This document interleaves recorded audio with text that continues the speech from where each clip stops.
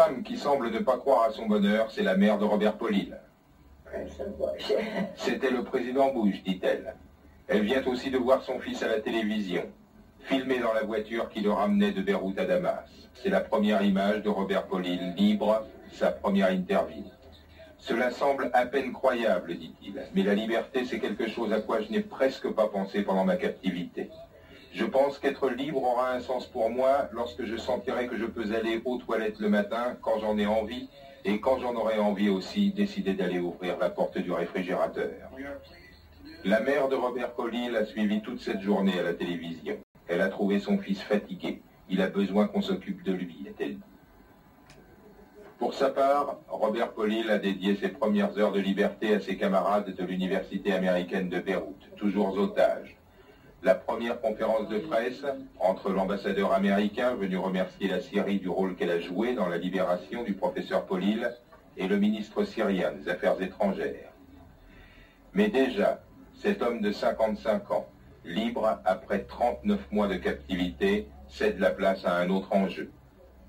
À l'heure des remerciements diplomatiques, le président américain s'est montré chaleureux avec la Syrie, à l'égard de laquelle il dit avoir de la bonne volonté, très évasif avec l'Iran qui a pourtant joué un rôle décisif auprès des ravisseurs. J'ai aussi de la bonne volonté à l'égard des Iraniens dans la mesure où ils ont joué un rôle dans cette libération, mais j'ignore quel a été ce rôle, a dit le président avant d'ajouter « Je ne marchande pas les otages ». C'est que cette famille américaine attend encore la libération de l'un des leurs, comme Madame Turner. Elle a cru cette semaine qu'elle allait retrouver son fils détenu avec Robert Paulille.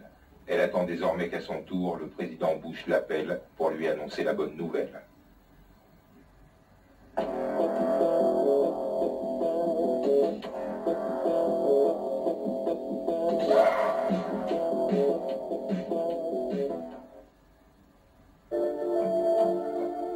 26 avril 86, 1h du matin. Dans la salle de commande du réacteur numéro 4 de la centrale de Tchernobyl, le point de non-retour est atteint. Au cours d'un programme d'essai traditionnel dans ce type d'installation, les ingénieurs ont déjà enfreint les règles les plus élémentaires de sécurité. Le système de refroidissement d'urgence est isolé, les vannes de secours bloquées. Une initiative aberrante, justifiée par l'incompétence d'hommes plus effrayés par la crainte d'une rupture du réseau électrique que par la puissance des forces qu'ils allaient déchaîner. Pourtant, les opérateurs le savent. L'activité du cœur du réacteur est anormale, la température monte, mais personne ne se décide à tout stopper. 1h, 24 minutes, 10 secondes. Des explosions apocalyptiques déchirent la nuit. Le réacteur pulvérise la dalle de béton qui le recouvre. Immédiatement, 50 tonnes de combustible nucléaire s'évaporent dans l'atmosphère, suivies de 700 tonnes de graphite hautement radioactif. Tchernobyl devient dès lors synonyme de catastrophe la plus importante de l'histoire, loin devant Hiroshima, où 4 tonnes et demie seulement de substances radioactives ont anéanti des milliers de personnes. 1h, 30 minutes. Dans la salle de commande, les ingénieurs se refusent à penser que le réacteur a explosé. Niant l'évidence, ces hommes de savoir vont conduire à la mort pompiers et techniciens. Le sacrifice involontaire de ces héros de Tchernobyl empêchera la propagation du sinistre aux autres réacteurs. 26 avril au matin, le jour se lève à Tchernobyl. L'eau n'éteint pas le feu nucléaire. Pour étouffer l'incendie de la centrale, les soviétiques doivent alors improviser. À l'aide d'hélicoptères, 5000 tonnes de sable, de matériaux divers sont jetés sur les débris du réacteur. La radioactivité est énorme, tous les compteurs GGR saturent, beaucoup de sauveteurs sont grièvement brûlés. C'est le début de l'hécatombe, il faut donc condamner à jamais le lieu de la catastrophe, l'enterrer dans un énorme sarcophage de plomb, de béton, isolé des rayonnements ionisants, l'air, le sol, le sous-sol. Si l'étanchéité de cette tombe nucléaire est aujourd'hui contestée, les experts reconnaissent la justesse des mesures prises face à une situation sans précédent. Mais quel en fut le prix? Aux alentours immédiats de la centrale, la forêt a totalement disparu. Pour avoir concentré la radioactivité, elle a dû être rasée, enterrée même. Seul un arbre symbolise encore ce qui fut un paradis, aux portes de l'enfer. Mais le plus impressionnant est cette lutte permanente contre l'ennemi invisible. Depuis 4 ans, la décontamination n'a jamais cessé. Premier objectif, faciliter l'accès à la centrale et à ses 3 réacteurs, toujours en fonctionnement, ensuite tenter de réduire les zones contaminées en arrosant le sol pour fixer les poussières radioactives et éviter leur propagation dans l'atmosphère. Ensuite, enfouir la terre, les camions irradiés dans des cimetières improvisés, sombres sépultures qui abriteront bientôt les villages abandonnés, rasés pour un vaste programme, celui d'effacer les erreurs de cette nuit fatale.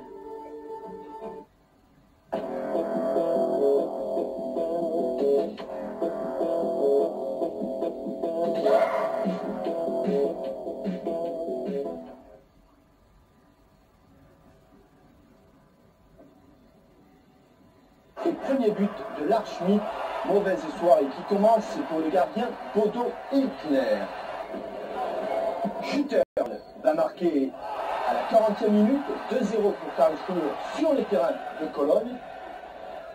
Le petit supporter n'est pas au bout de ses émotions. 3e but par Sreko Bogdan.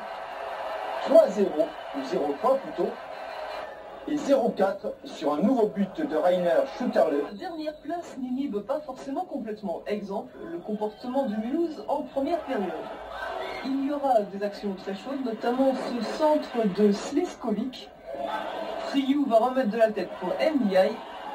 Sa tête heurte le poteau, pas de chance, Mulhouse ne marquera pas avant la mi-temps. À la reprise, les enzymes gloutons serrois dévorent du Mulhousien. Coquard a débordé pour Vignola. Il devance Sens 1-0 pour Auxerre, vous n'avez pas vu, dommage. Mais 4 minutes plus tard, Basile Boli commet une faute à la limite, toute limite de la surface de réparation.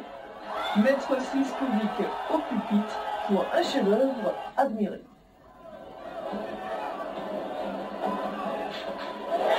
Et but de Sliskovic, mais les Auxerrois rabat-joie avec Coquard sur corner marque par Kovacs. 9e minute à Cannes, centre de Daniel, Stopira prolonge pour Bellone, reprise de volée du droit à l'angle opposé, 1-0. Question, où est passé l'arrière latéral nantais chargé de marquer Bellone? Blazevic attend la réponse. 23e minute, Ferry, une révélation nantaise cette saison, Cisaille Bellone, penalty indiscutable, Narvaït s'élance Marouaref, mais M. de Zayas n'avait pas sifflé, Narvaït écope même d'un carton jaune. Et sur la seconde tentative, Luis Fernandez trompe Marot, 2-0. Les malheurs de Bruno Bellone, on l'avait vu en pleine forme ces dernières semaines. Hélas, il s'est blessé tout seul, tout à fait stupidement. Diagnostic, fracture de la cheville.